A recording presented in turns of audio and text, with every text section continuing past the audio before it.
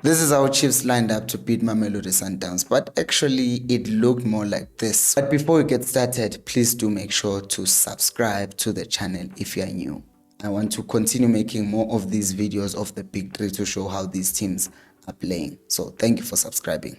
Let's get into the video. When they're playing with the three defenders, with Bradley Cross tucking in to become the third center back, Martin Ele in the middle, and as a 10 you have Gaston Sireno, and then giving width on the right was Dylan Solomons, on the left was Pule Modi, and then there were two strikers this time, Claude Lilepo and Duba. So what Chiefs were then trying to do when they had the ball was very, very simple. They were trying to get Usirino to the left as quickly as possible so that they can kind of have those overloads in the sides, and the shape will remain the same pretty much everywhere, except that with Sireno vacating that midfield space, that meant there was that huge space where Sireno could then drift into when he got the ball. But also what you'd see Sireno on the left side being with Upule Modi overloading Ukuleso Mdao, because Urepero would be staying up front trying to cause problems for Kaizer Chiefs. And also another thing that I loved about Chiefs this time around is that for all the problems that we've been complaining about, the fact that, hey, actually Chiefs do not attack the different posts. They will either be standing still, but as you can see in this clip, no one is standing still. Actually, you see Duba running to the near post, and then on the far post, you have Claude Lilepo.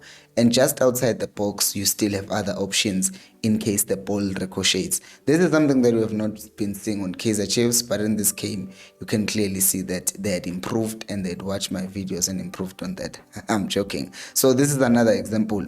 How many Kaizer Chiefs players in the box? A total of 4. Where was this against Arrows? Where was this against Richards Bay? And then when Kaizer Chiefs decided, you know what, we're just going to go long, the plan was to target Claude Lilep, of course, who then play the ball to Umart or Dylan Solomons. If Mart got the ball, the plan was to switch the ball over to the left-hand side where there was Upule Modi. Or if Solomons got the ball, he takes the ball down that space, because effectively the left back, in this case Hulunga, would have been drawn to marking him, and that would vacate the space on the right for Solomons. But then again, this did not always come out as Kaizer Chiefs had planned. And when they tried to play long again, you can see they win the first ball. Even if Sundowns somehow won the second ball, you could see the plan. The plan here, you see there is 4v4, Kaizer Chiefs players, 4 of them, and then Sundowns players, 4 of them.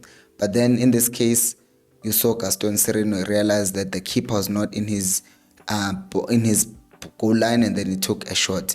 And then nothing much really happened in terms of attack for Kaizer Chiefs. Then we saw Thabo Cele being taken off, and Gaston Sereno also being taken off, and Chiefs were making these subs, which then allowed them to have this kind of shape, because now Umtu Shabalala had come on to do those quick switches and facilitate those. So on the right hand side, you'll have the pace of Umfanalo Dylan Solomons, and in his pace there, the person who then supported him, because when Solomons got the ball, Sundowns in the shape of Tiwani did not want him to have the ball, and they would try to press him, and that would vacate his space behind the defense of Mamelodi Sundowns, to which then Yusuf Mart would try to run into, but in this case, as you can see, it was blocked. And then they brought on Ashley Dupree, who eventually did score the winning goal.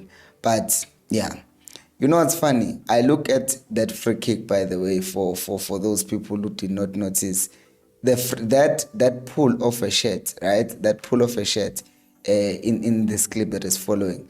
It's by Tebo Khomkwena, and it becomes a free kick, and Kaizer Chiefs end up scoring from this situation.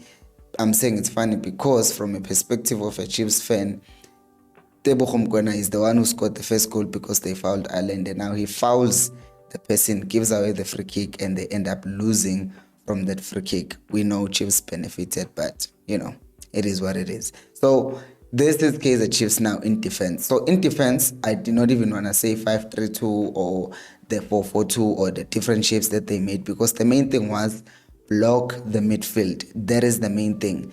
3 midfielders, 2 strikers. Block the midfield. Make sure that the ball does not go to the midfield. But most importantly, Bradley Cross's assignment was to make sure that he stays with Ribeiro. If he drifts into midfield, like in this picture here, look where Bradley Cross is. He's drifting with him to midfield so that it does not allow him to get the ball and have any sort of momentum. So that was the occasion of the day. 1, block the midfield, stay close to Ribeiro, finish and clear. Those were the tactics, and they actually worked, because you see also here, Umdao has been tracked back by Opule Modi, and guess what's happening next to Ribeiro? He is marked by 3 people. Bradley Cross is there, Ele is there, Sereno is making sure that that pass does not go to Ribeiro Costa. And then what does Sundowns do? They end up going backwards and they can't get anything. So Chiefs was surprised me, maybe a lot of people as well, when they did this. Like they were blocking and going forward to press. And as I said before, the whole thing of the press, how was the press? Was it a 4-4-2? No.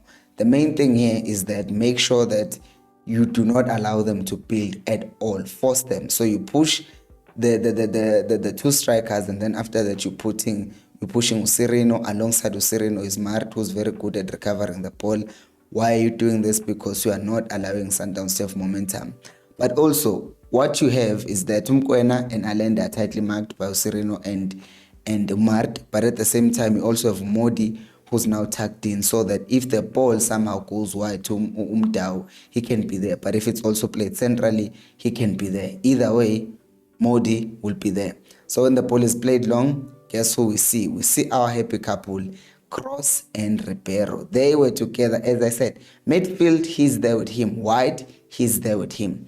He was not playing no games, this boy. So then Umodi would also be there in recovery. But another thing that is worth noting here is the fact that Ushalulile and Reyners and all of them were caught offside, and a lot of times, and it was a total of 8 times, which means the defensive line of Kaizer Chiefs was very well organized.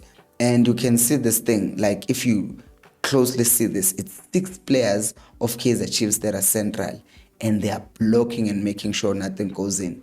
But if you look closely to the right of your screen, you will see I highlighted 2 players, and those players are Cross on Ribeiro.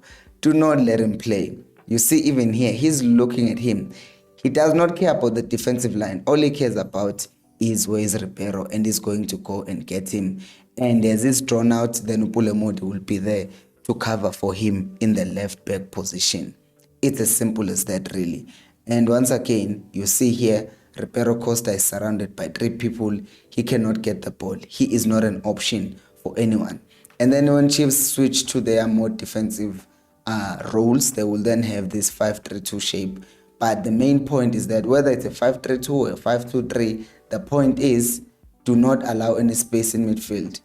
Rather press Sundowns. And this is one time where Lilepo showed that he was not great in this game, because you see the aggression in the first press by Utsele, by the Numart. But you look at Lilepo, he's late in his press and he allows Suarez to play the ball. Now, Sundowns can then win the ball. This was very good by Sundowns, by the way. Credit to them. And the ball somehow finds its way to the final third, and Mamelodi Sundowns almost kills Chiefs. But then Uprosip Vuma was there to prevent that from happening. And if you see in this graphic, something that you would have expected was for Cross to be attacked more. But since in his side there was more aggression, you see that they ended up going through Solomon's side, because Ulilepo sometimes was too slow in closing down from that side. So they were attacking more on Solomon's side.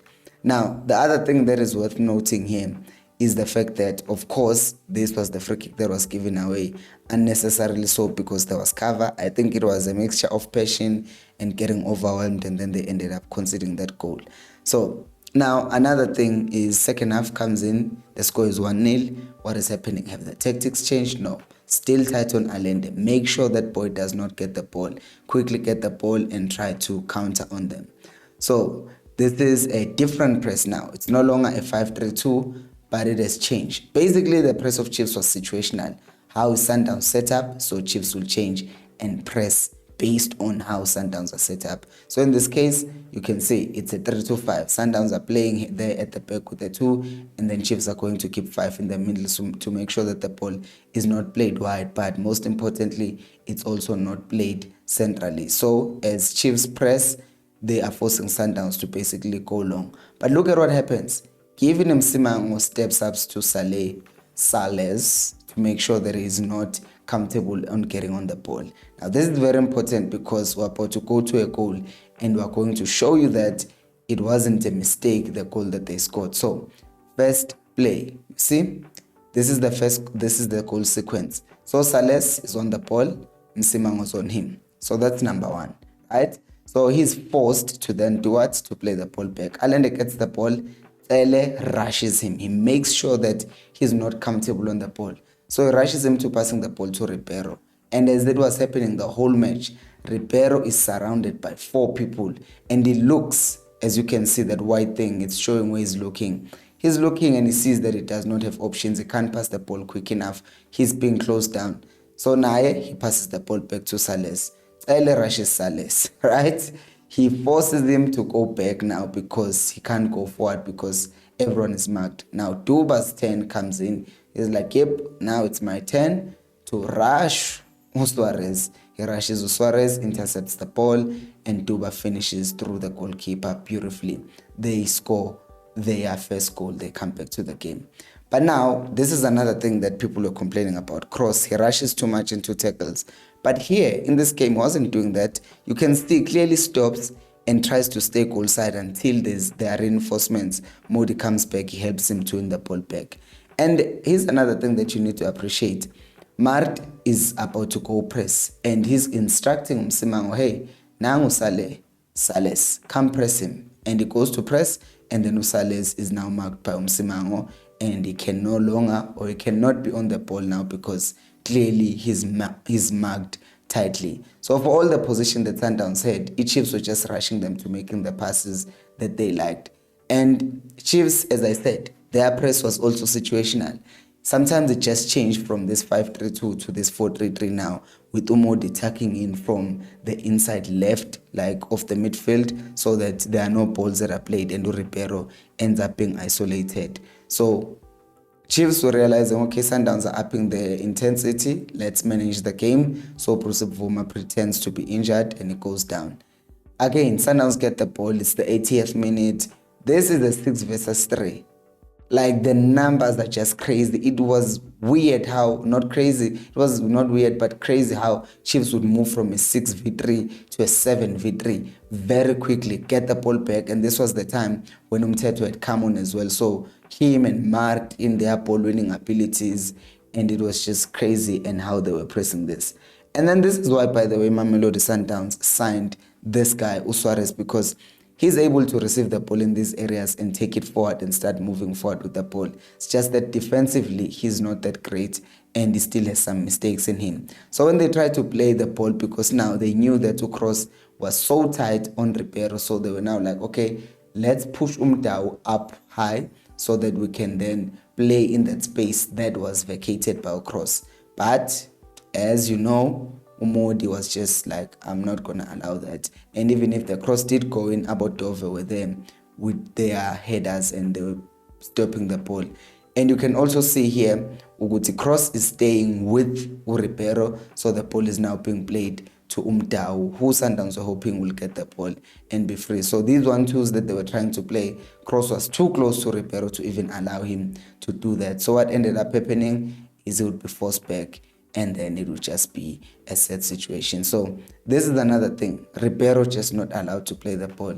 Play the ball centrally, there are people around him. So he had no chance. No chance at all. Guys, if you enjoyed this video, please do make sure to subscribe to the channel for more content like this. Thank you so much for watching. I will see you on the next one. And I think the next one will be the Champions League games of Pirates than Mamelodi Sundowns. Thank you so much for watching. If you have not subscribed, do make sure to subscribe. Bye-bye.